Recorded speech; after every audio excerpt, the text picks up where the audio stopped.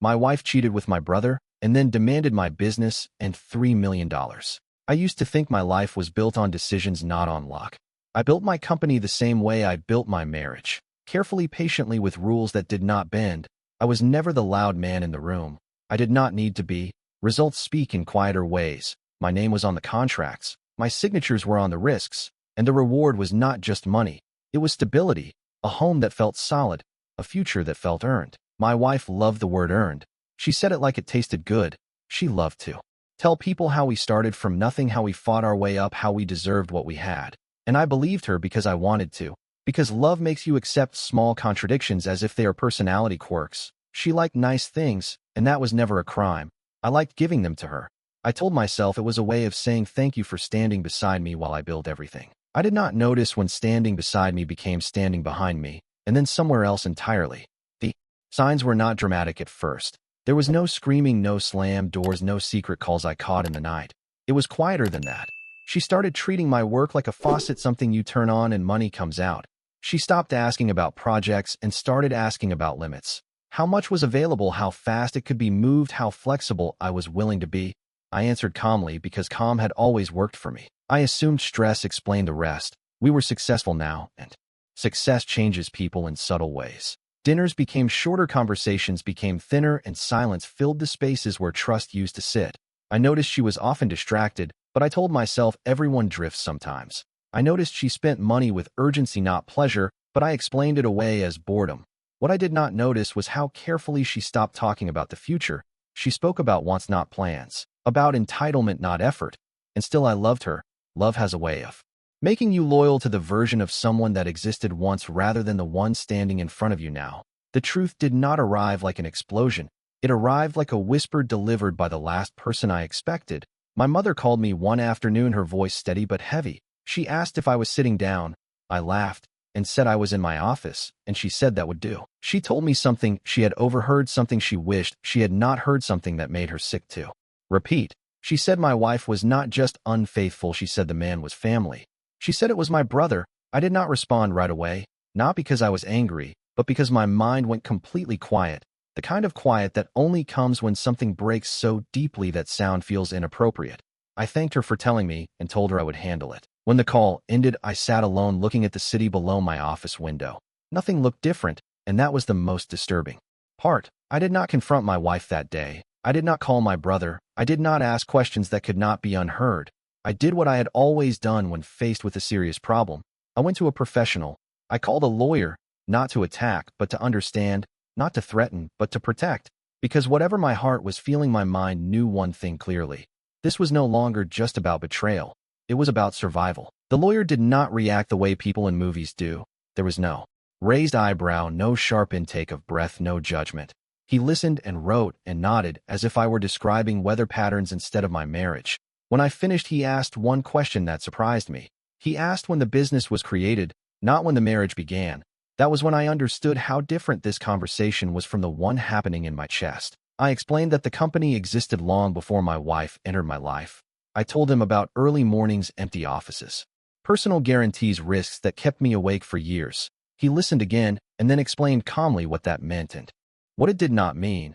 He said facts matter more than emotions and documentation matters more than promises. He said love has no legal weight unless you turn it into a signature.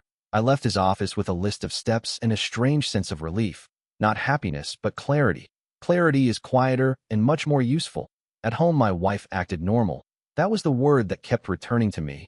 Normal. She talked about plans, dinners, trips, renovations. She spoke as if nothing had shifted, and I realized then how practiced she was at performance. I watched her the way you watch a play you already know the ending to, carefully detached, listening for cues. I noticed how often she mentioned money without mentioning work. How often she said we instead of you when talking about assets she had never touched. One evening she casually asked what would happen to the business if something happened to me. She laughed after saying it as if it were a joke. I laughed too, because sometimes matching tone is safer than exposing truth. Days later she changed tactics. She started complaining about sacrifices she claimed she had made, opportunities she said she gave up, support she believed she provided. It was a rehearsed speech, and I recognized it instantly, because I had used the same structure in investor meetings. State the past, inflate the contribution, suggest future compensation. She did not know I recognized it. and that gave me an advantage. I did not argue, I did not defend myself, I simply listened. When she finally asked directly what she would receive if we ever separated, I answered honestly but carefully. I said that I believed in fairness, and that fairness was based on reality, not imagination. Her expression changed for a fraction of a second, and then she smiled.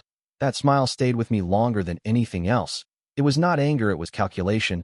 A week later, she stopped pretending. She accused me of neglect, she accused me of control, she accused me of creating an environment where she had no choice but to look elsewhere for understanding. She spoke in long emotional waves, and I let them pass without interruption. When she finished, she said she deserved half the business and additional compensation for emotional damage. She named a number that did not come from reason, it came from entitlement. 3 million on top of everything else. She said it as if she were ordering from a menu. I told her calmly that I disagreed and that we would let professionals handle it. She stared at me as if I had spoken a foreign language. She had expected panic, negotiation, guilt. What she received was distance. That night, I did not sleep. Not because of fear, but because my mind was reorganizing my life. When betrayal comes from blood and marriage at the same time, it forces you to choose who you will become next. I chose not to become loud. The next move did not come from her, it came from the story she decided to tell. Narratives are powerful, especially when they are emotional and vague. She began speaking to friends, to relatives, to people who had never asked for details. She painted herself as a woman trapped in a cold marriage, supporting a man obsessed with control and money. She hinted at emotional cruelty without ever naming an event, because naming would invite verification. I learned about it indirectly through polite silences and sudden changes in tone. Invitations stopped arriving, conversations shortened, people listened more than they spoke. I did not correct the story. Not because it was true, but because I understood something she did not. Lies grow louder before they collapse. The lawyer warned me this would happen. He said the first phase of any contested separation is reputation warfare. Facts come later, feelings come first. He advised me to document everything, to speak to no one, and to let time do what panic usually ruins. Meanwhile, she escalated. Formal letters arrived full of accusations that read like fiction, claims of involvement, claims of dependency, claims of shared ownership that had never existed. Each letter demanded more than the last, more money, more control, more urgency. She wanted me to react quickly because speed favors emotion. I responded slowly because patience favors truth. My brother remained silent through all of it. His absence was louder than any confession. My mother stopped asking questions and started protecting her own peace. I understood her. Betrayal splits families in ways that courts never see. One afternoon, my wife sat across from me at the kitchen table and asked why I was so calm. She said it made her uncomfortable. She said a normal man would be angry, would shout, would beg. I told her calmly that anger is expensive and I had already paid enough. She did not like that answer. She accused me of planning something, of hiding something. In a way, she was right, but not how she imagined. I was not hiding revenge, I was hiding preparation. Every account, every timeline, every contract was being reviewed quietly. I worked during the day and organized my future at night. I felt strangely focused, as if clarity had replaced grief. Love was still there, but it had changed shape. It was no longer protection, it was acceptance. One evening, she brought up my brother directly. She asked if I thought he would testify against her. The question told me everything I needed to know. I said I did not think about him at all. That answer angered her more than any accusation could have. She wanted chaos, and I was giving her silence. The final warning came when she threatened to destroy my reputation if I did not agree to her terms. She said she had stories people would believe. I told her she was free to tell any story she wanted, and that I would continue telling the truth. When she left the room, I knew the quiet phase was over. The next stage would not be emotional, it would be structural. And structure is where I am strongest. When the structure finally began to move, I felt something familiar return, not anger, not sadness, but control. I had always been strongest in moments where emotion stepped aside and systems took over. My lawyer worked quietly and with precision. Every claim she made was examined not for tone, but for proof. Every accusation was placed against timelines, documents, and reality. She spoke about contribution, but could not show decisions. She spoke about sacrifice, but could not show evidence. She spoke about ownership, but could not point to a single moment where she had accepted risk. Meanwhile, she grew impatient. Impatience makes people careless, she began. Contradicting herself in messages, changing details, exaggerating stories, forgetting what she had already claimed. Each inconsistency was noted and archived. I did not confront her about any of it. Confrontation feeds drama, and drama feeds lies. Instead, I remained steady. At home, she alternated between charm and threat. One day, she would remind me of memories, trips, birthdays, moments she claimed proved partnership. The next day, she would accuse me of manipulation and emotional absence. I listened to both versions without reaction, and that confused her. She wanted me to play a role, and I refused to read the script. One evening, she demanded access to financial records she had never requested before. She said she deserved transparency. I told her transparency exists where responsibility exists. That answer ended the conversation. Behind the scenes, I was building a different narrative, one supported by facts, not feelings. Bank statements showed separation. Contracts showed origin. Witnesses showed pattern. Even her spending habits began telling a story she could not explain.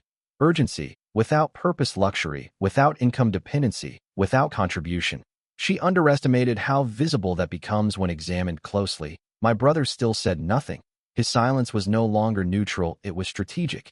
Absence can be a confession when the truth is documented elsewhere. My mother asked me once if I was sure I wanted to proceed this way. She worried about family damage, about permanent fractures. I told her calmly that some fractures already existed, and pretending otherwise only deepened them. As the legal pressure increased, my wife changed tactics again. She tried fear. She said courts are unpredictable, that judges sympathize with women, that reputation matters more than paperwork. I told her calmly that I had built my life on predictability, not luck. That answer made her angry. Anger led her to threaten me with public accusations she could not support. I did not stop her. Instead, I informed my lawyer and waited. Timing matters more than force. The day the first formal hearing was scheduled, she suddenly asked to talk privately. She said she wanted to resolve things peacefully. She said lawyers were making it worse. She said we could still be fair to each other. I listened without interrupting. When she finished, I asked one question. I asked what fair meant to her today compared to last week. She could not answer without contradicting herself. That was when I knew the case was already turning. People who believe their own story answer quickly. People who invent stories hesitate. As I left the room, I realized something else had changed. I no longer felt the need to be understood by her. Understanding was no longer the goal. Resolution was. And resolution does not require agreement, it requires truth. The quiet phase was ending, and the exposure phase was about to begin. The exposure phase never looks dramatic from the outside. There are no raised voices, no courtroom speeches, no sudden victories. It unfolds slowly through documents, through contradictions, through silence that becomes too heavy to ignore. My lawyer began presenting patterns instead of arguments, timelines instead of opinions. When her claims were placed side by side, they collapsed under their own weight.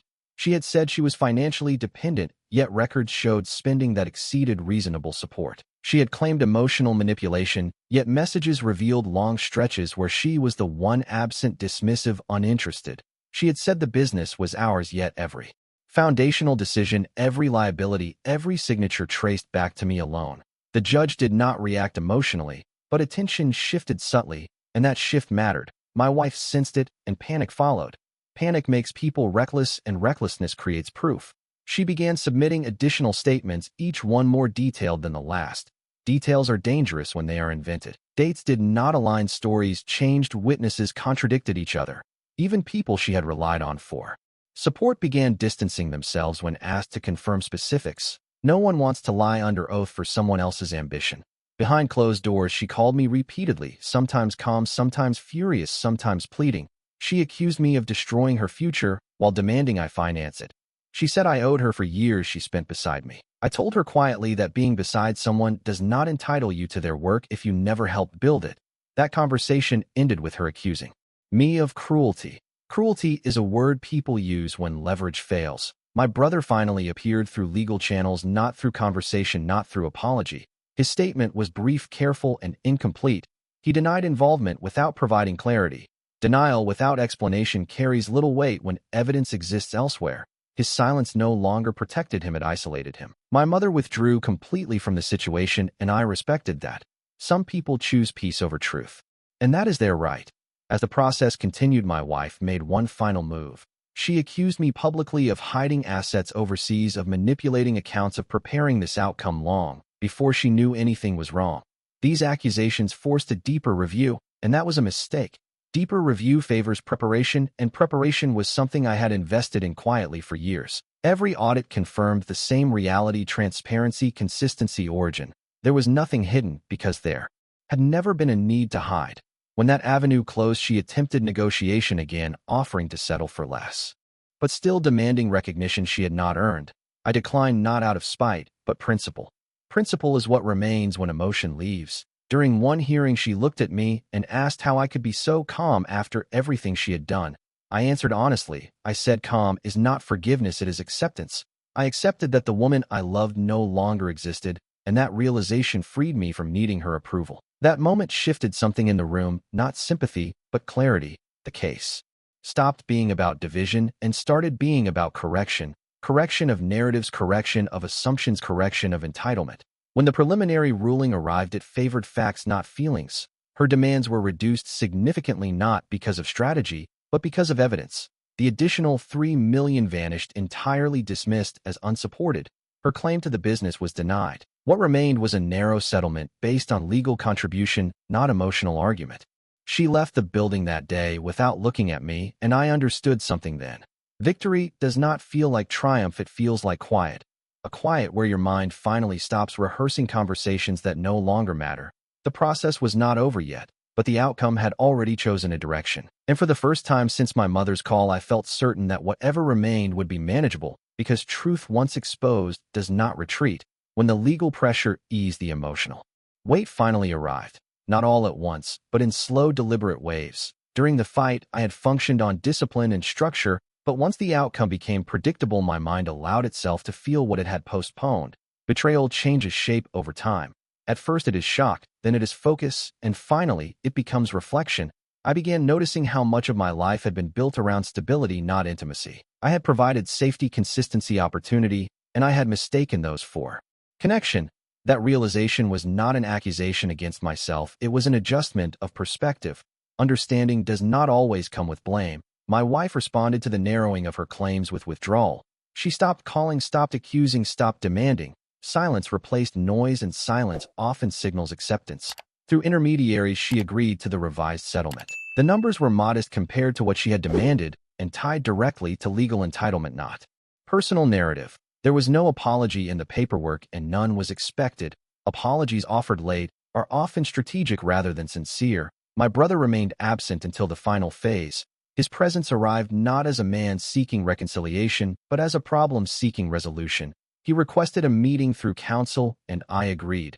Not out of forgiveness, but closure. When we sat across from each other, he looked smaller, not physically, but structurally. Confidence collapses when context changes. He spoke carefully, choosing words that minimized responsibility while acknowledging damage. I listened without interruption and then told him something he did not expect. I told him I did not need an explanation because explanations are often designed to relieve the speaker, not the listener. I told him trust once broken does not require anger to be gone, it requires distance. That conversation ended without reconciliation and without hostility. Some endings do not include emotion, they include boundaries. My mother later told me she was relieved I had handled everything quietly. She said loud conflicts echo through generations while quiet ones end sooner. I did not respond because relief is not something you debate. As the final hearing approached, I felt something else change. My identity shifted from participant to observer. The case was no longer about my marriage or my family. It was about finalizing a structure that no longer served me. When the final ruling was issued, it aligned with the preliminary outcome. My business remained entirely mine, the additional demands were dismissed, and the settlement was limited to what law required, nothing more, nothing symbolic. My wife did not attend the final session in person. Her absence felt appropriate.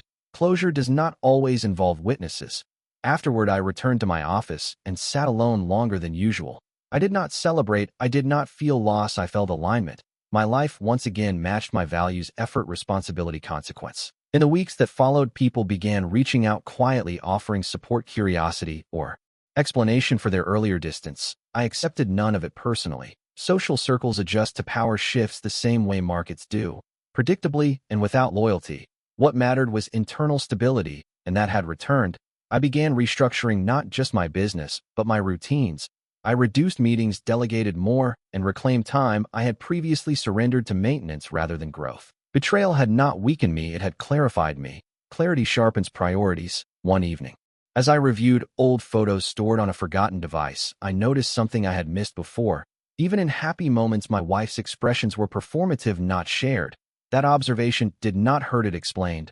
Understanding is often gentler than hope. By the time the divorce was finalized, I no longer felt anger, disappointment, or regret. I felt complete. The version of my life that required justification had ended, and the next version required nothing but continuation. There was still one part of the story unresolved, not legally, but personally. And I knew that resolution would not come from confrontation or apology, but from choice. The choice of what kind of man I would be after everything was settled. The final resolution did not arrive with a moment of drama, it arrived with routine.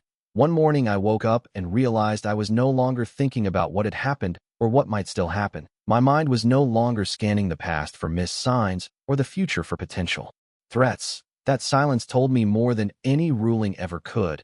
Closure is not an event, it is a state. The divorce documents were finalized and filed, and life adjusted around that fact with quiet efficiency. My wife received what the law required and nothing more.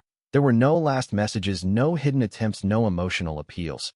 The woman who once demanded everything had accepted the limit of reality, not because she understood it, but because she had no alternative. Acceptance does not always mean agreement, it means exhaustion. My brother faded from my daily awareness completely, not as an act of punishment, but relevance. People only remain present in your life if they serve a role, and his role had ended. Family ties do not override character, they only test it. My mother found her peace in distance, and I supported that choice. Peace sometimes requires selective memory. I returned my attention fully to my work, but with a different posture than before. Ambition no longer felt like escape, it felt like expression. I refined the company not to prove anything, but to align it with how I now understood success. Success is not accumulation, it is control of direction. I adjusted partnerships, restructured incentives, and built redundancies that reduce dependency on any single person, including myself. Resilience is built when you assume change will come, not if it will come. Personally, I changed in quieter ways. I stopped explaining myself unnecessarily, stopped justifying boundaries, stopped carrying guilt that did not belong to me. Love did not disappear from my life, it transformed. It became selective, intentional, and grounded. I no longer confused attachment with loyalty or comfort with commitment. I learned that dignity is not maintained by winning arguments, but by refusing to enter battles that compromise who you are. Occasionally people asked how I stayed so calm through everything, and I always gave the same answer. I said calm is not the absence of pain, it is the decision not to let pain dictate behavior. The story others told about my marriage continued in fragments, distorted, incomplete, and emotional. I did not correct them. Narratives lose power when you stop feeding them. Truth does not need defense when it is consistent.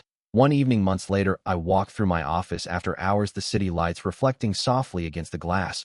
I thought about the man I was before the betrayal and the man I had become after it. The difference was not strength, it was clarity. I no longer assumed people shared my values simply because they shared my life. Trust now required alignment, not proximity. I did not regret loving my wife, even knowing how it ended. Regret suggests error, and loving someone fully is never an error, even when it is not returned honestly. What I regretted was ignoring the quiet signals in favor of maintaining an image of stability. Stability without truth is just delay. The experience did not harden me, it refined me. Refinement removes excess illusion and leaves structure intact. Today my life is quieter than it once was, and far more honest. My success is mine, my peace is earned, and my future is no longer negotiated by anyone else's expectations. Betrayal took something from me, but it also returned something far more valuable: authority over my own life. And that is not something I will ever give away again.